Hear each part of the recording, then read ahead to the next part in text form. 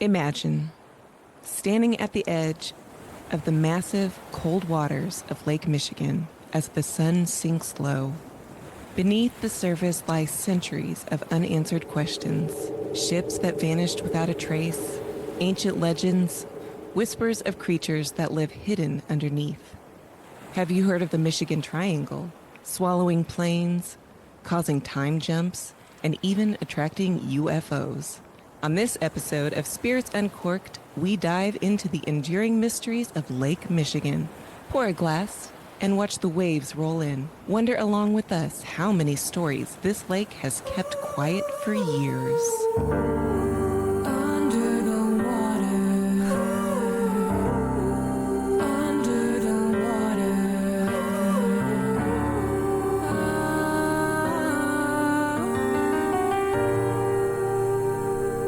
Hey everybody, welcome to Spirits Uncorked. I'm Elizabeth. And I'm Erica. And we are thrilled to have you here with us today. And we are doing a topic today that neither one of us know anything about. But it was selected by a fan, so... It was! So if you're listening to this, let this be a lesson. Literally, you could suggest anything to us and we will do it. Because we still can't believe anyone's listening to us in the first place. Right. Actually, so yes, somebody, a fan, Sarah, emailed this idea. She's from the Lake Michigan area. And yeah, we thought it was a great idea because there's got to be a million stories about the Great Lakes. And we've been so self-absorbed with Lake Lanier that we're like, oh yeah, there's other lakes. We should look at those. But first, we have to talk about what we're drinking. So, Erica, lame-o, Erica, boring. Okay, I have been working every day this week, so I get a It's break. Tuesday. Okay, Oh, and wait, by it's that Thursday.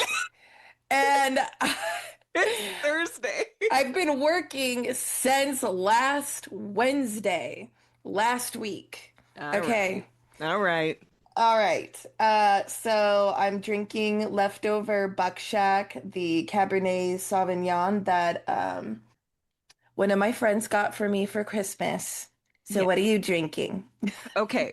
Well, I tried really hard to find something from the area that we're talking about today, and I failed. But I did try really hard.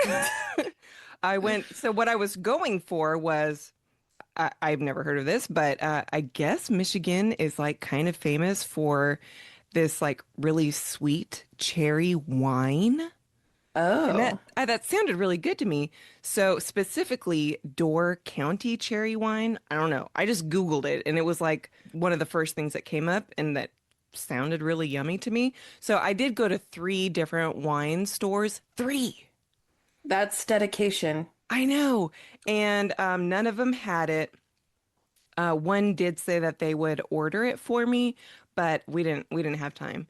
So what I did was I found the only cherry wine out of all 3 of those stores. There was only one, and it's nothing special, but you've probably seen it. It's XXL Mm. Cherry Moscato. Have you seen it? It sounds familiar. It sounds right up your lane. It's not bad, honestly. You can definitely taste the cherry. It's very sweet. And they have all different like fruit flavors. So that like the fruit flavor is very strong, which is kind of nice. It's not like hidden, like you have to look for the flavor. You know, it's like, yeah, this is cherry. So the wine is really good, but yeah, like I said, it's nothing fancy. And the other thing about it is it's 16% alcohol. So So you'll be drunk by the end of this episode. so just be careful when you're drinking it. And it's just like, yeah, it's just like you can find it in any grocery store. I saw it everywhere I went when I was looking for cherry wine. And when I was asking everybody, they're like, "Oh, cherry, that's all they had for cherry wine." Mm. But I did try. And then when I was looking up like things to drink from the area, like the other suggestions were like a brandy old fashioned. And then of course like just different craft beers like from Chicago, Milwaukee. And then I don't know how to pronounce. Do you know how to pronounce this? Jepson's Malort. Yeah, it's Malort, and it's kind of like an herbal Jaeger, I would describe it. I've only tried it once because I almost died, but Yeah, it says that it's like really bitter, but it's like a rite of passage for locals and visitors. I mean, somebody brought a bottle to one of our holiday parties and he was like, everybody has to have a shot of this. And I was like, no, please. I did not take a shot of it. So I think I took a little taste or I just smelled it. I don't even think I tasted it. So, I mean, my description is probably way off because I didn't actually drink it. I mean, the description reads like it tastes horrible. So, Yeah, it does. um, but have you been to Lake Michigan? I would No. be very surprised if you haven't. Actually, maybe I have. Surely you have. I mean, we're from Nebraska, where like the only big city that's not a gazillion miles away is Chicago. Like, Oh, yeah, that's true. We used to go to Chicago. so if you've Yeah. been to Chicago, surely you've Yeah. Yeah, we've been there, but that was like a long time ago when Dad used to, because we'd go to Denver or Chicago. Lake Michigan. It's the only Great Lake that's entirely in the United States. Oh, It's all fresh water. Oh, there's also ice volcanoes there, I guess, in the winter. Waves create like mounds of oh, ice and then they erupt. Like the mounds of ice erupt like volcanoes. So sounds like a personal hell. for you, yeah, but makes for great storytelling. Well, so, yeah.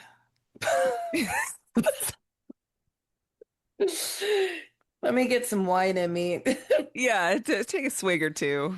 Well, so one of the, I mean, if you Google it, which I did, the most common story that you're going to find is the story of the Griffon, which is like the phantom ghost ship that was lost in the 1600s, never to be seen again. Well, that's not true. It is still seen as a ghostly apparition. Yes. It's still there. It's still there.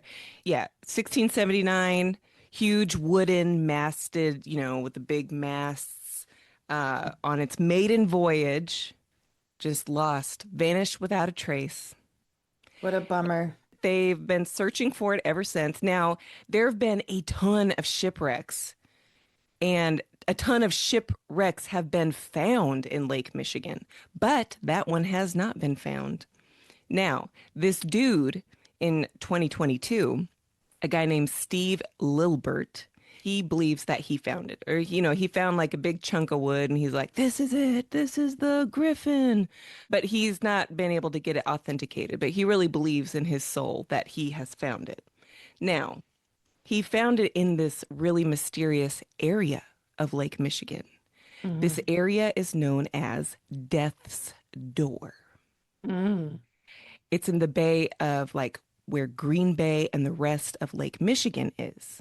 Okay, so the ship would have had to pass through this area. It's very treacherous, like something like 275 shipwrecks in that area alone. And they've tried everything to make it less dangerous. They've built lighthouses there, everything, but still like shipwrecks. It's very, very, very dangerous. Tons of death. Now, the other thing about like what nobody knows where the name Death's Door came from. But one theory is, I don't know if you've ever heard of the tribe. I've never heard of them. This topic that we're doing has shown me how little I know. It's okay. I am in the same boat. I don't Get know a it? whole Get it? In the same boat. boat. Good one, good one. Good job. Good job.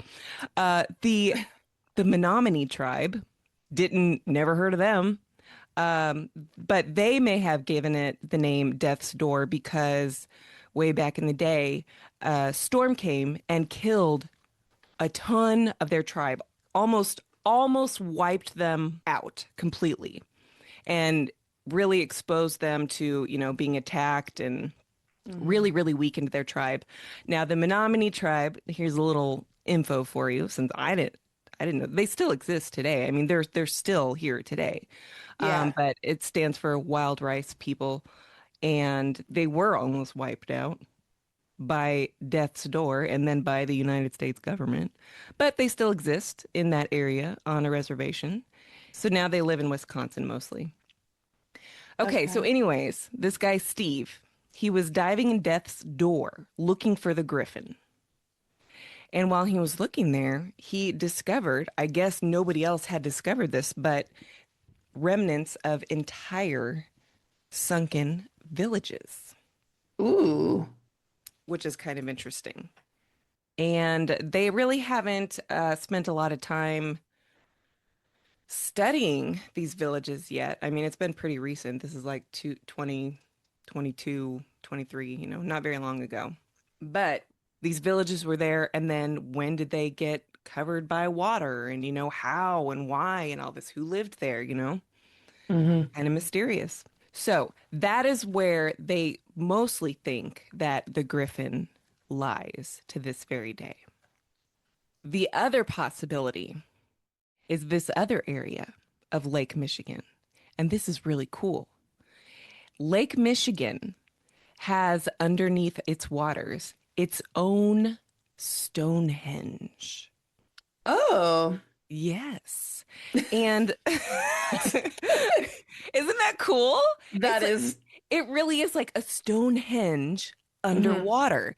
Like it couldn't have been there, it couldn't have got there naturally. These stones, humongous, standing straight up in a geometric pattern, and they're Huh. massive, And so just to like quell any thoughts that maybe this could have happened naturally, one of the rocks has a mastodon carved on it, like a woolly mammoth. Wow. Isn't that cool? That is cool. And it's also scary. So it could have been like this prehistoric ceremonial site. Hmm. And then like eventually, I mean, I don't know about a lot about like geography and like how the continents moved and blah blah blah and the tectonic plates and they moved around and blah blah blah. But that's probably what happened. Yeah. And then it got buried. And then it got buried.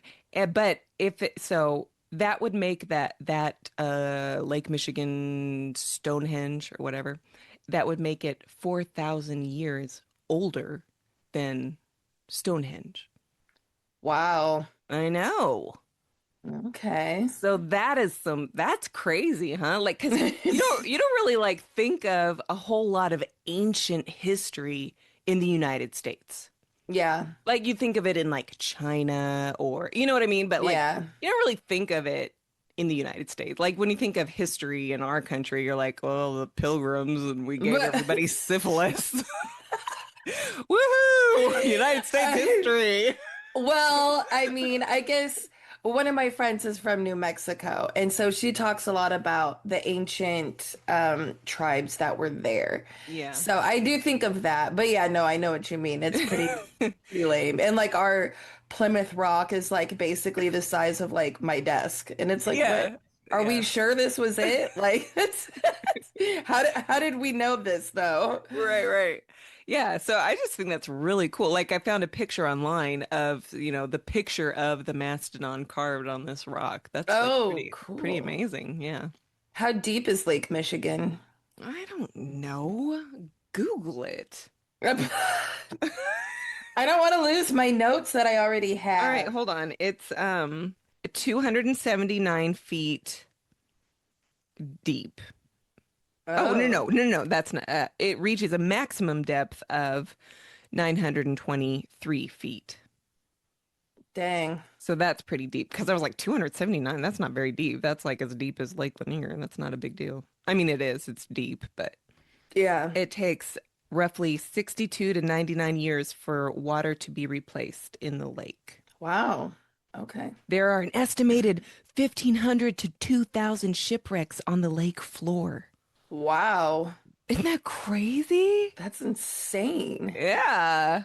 Yeah, because that's where all the shit they had to travel. They had to travel Yeah. through this whatever. The The canal, the I don't know. We are we are sadly undereducated, Erica. I don't know anything about like Water travel, water travel. Yeah. transcontinental water travel, what it's called. Yeah. So, anyways, that's pretty interesting. So the Griffin has never been found, basically, but lots of sightings of the wooden outline, especially on foggy days, and people will say that it's coming straight toward them, and then at the last moment before it collides, it'll disappear. Oh, okay. That would actually be really scary to see a ghost ship or like what you think. Yeah, they're just such a mysterious thing because you've got like this historical thing that existed. Hmm. And then you've got all of these modern day tools, maps and GPS and satellite and everything else, and all of these things together, and you still can't find the thing. And so you've Yeah. got it's like a perfect blend of history and mystery and like probably just like aggravation because you can't find the thing, just a perfect mystery of this vanishing without a trace. Yeah.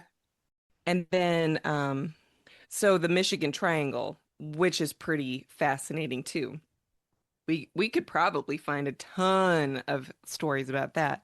But it's just like the Bermuda Triangle where there's like planes that disappear Mm. and boats that disappear and people report like missing time in that Hmm. area. Pretty Oh, fascinating. okay. Yeah. So why don't you tell me what you found about Okay. old? Old Mishipeshu. Okay, so Mishipeshu, Is that really how you say it? I'm pretty sure, yeah. Okay. And it's like the Water Panther or some or what is it? Yep, it's the Water Panther. Okay. So, It lives but in the lake or something? yeah, I'm gonna get to it. Sorry. Okay, let me go into the tradition of where it came from first. And it's Okay. pronounced Anishinaabe. Oh, okay. Oh, wait. Anishinaabe. The original people or good humans is what that means. It refers to a family of related indigenous nations, primarily around the Great Lakes. There's also the Ottawa and Potawatomi, which and Chippewa. But the Anishinaabe, okay, I'm getting it. They are the largest of these, and they're the closest tied to Lake Michigan, Lake Superior, and the Mishipeshu lore. Oh, so here's what they believe in, though. Spirits aren't abstract, they're presence. Dreams and visions are legitimate sources of knowledge. The world has layers, so they kind of believe in the dimensional thing. I can get into it. Water spirits are especially strong because water gives life, takes life, and connects worlds. Hence, Yes. don't disrespect the lake. Yes. I get that. Okay, imagine the body of a giant panther, Okay. scales like a fish or serpent, Okay. horns or spikes along his back, a long barbed tail, and eyes that glow beneath the water. Okay.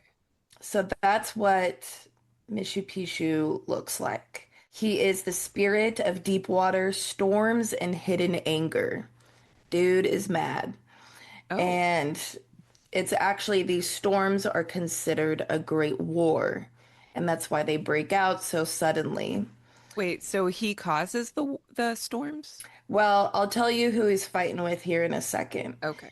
But basically, what happens is he controls the sudden squalls, violent waves, whirlpool currents, shipwrecks, and when Lake Michigan, it turns from glassy calm to you should not be here.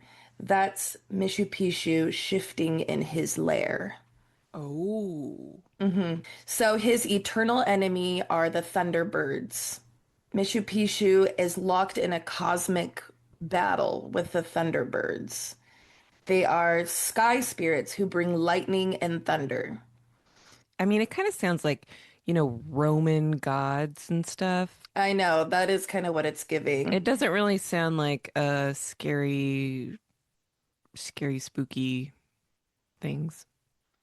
I mean, they believed that he was real, and these storms are killing so many people, so I don't But know. he's not like a ghost or a cryptid. Oh, yeah, true. And if you disrespected the lake, Mishu would drag you under. Well, Sorry. here's okay, so here's some of like the sightings of Machu Picchu. People report long dark shapes beneath the surface during calm weather. Boats losing power. There's dead zones in the lake. So you lose power, storm breaks out.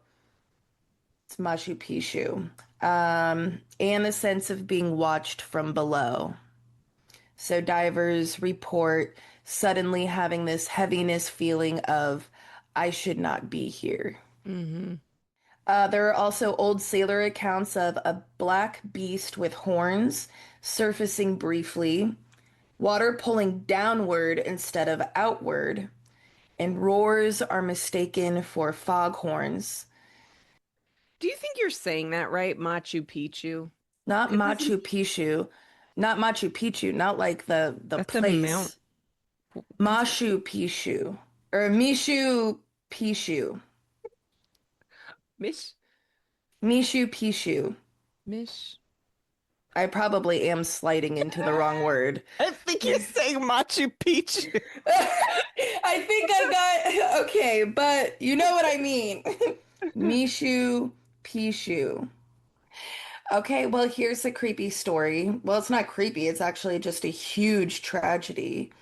The Lady Elgin in 1860, one of the deadliest Great Lake disasters. Over 300 people drowned Ooh, on this ship. Many were what? women When? and children in What year? 1860. Lord. Yeah, many were women and children. Bodies washed ashore for weeks. And then I guess witnesses reported singing drifting over the water during the chaos. Whoa. Yeah. That is eerie. And some people have said that it continued after the ship vanished. Oh, wow. Yeah, that's creepy. Wow. So if you're listening to this and you're like from the area, you can tell us like what, wh- first of all, tell us where we're wrong because I'm sure we're wrong about a lot of stuff. But like tell us the real stories, you know? There is the man in the water phenomenon that happens. Multiple boaters and kayakers have reported seeing a person standing upright in the water, arms at their sides, not struggling, not calling out. And when approached, the figure sinks straight down without splashing. Oh. Yeah. Like there's just somebody like watching you, just like And then zoop down. that's pretty unsettling. Yeah. I found this excerpt of a book and I found it was a Facebook page of like independent writers. So I have no idea who this writer is, but his name is Brian Conway. And like writers can just like put excerpts of the book that they're either self-publishing or they're trying to get published or whatever. So I found this little excerpt of his work. So I want to make sure that I'm giving him complete and total credit for his work. His name is Brian Conway. Brian Conway. Brian Conway wrote this, not me. He's from Michigan. As a native Michigander, I grew up with the lake in my bones. The stories come with the territory.